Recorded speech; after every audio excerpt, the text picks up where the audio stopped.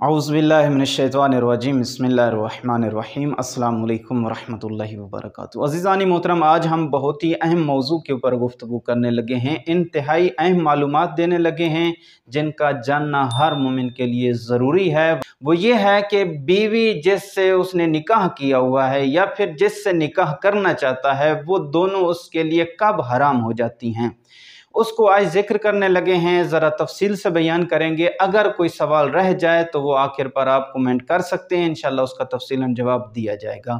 अज़ीज़ानी मोहतरम, लड़की के भाई से बदफेली करने से, एक शख्स ने अपने किसी दोस्त या खालाजाद किसी भी लड़के से बदफेली की है, लुत्ती फेल किया है, उसके बाद उस लड़के की बहन से वो हमेशा के लिए शादी नहीं कर सकता, वो उसके लिए हराम हो जाएगी, कभी भी उससे शादी नहीं कर सकता है।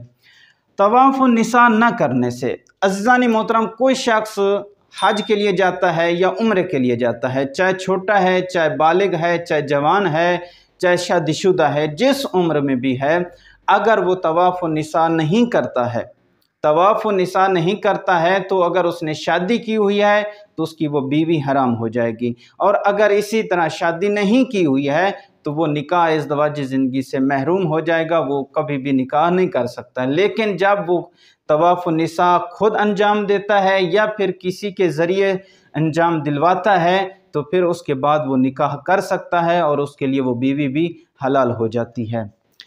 निकाह से पहले अगर लड़के ने खाला या फूफो से ज़िना किया है, नाउज़ बिल्लाह, अगर एक शख्स ने अपनी खाला से या फूफो से ज़िना किया हुआ है तो उसके बाद वो उस खालाजाद लड़की से और फूफोजाद लड़की से कभी भी शादी नहीं कर सकता है, उसके लिए वो हमेशा के लिए हराम हो जाएगी।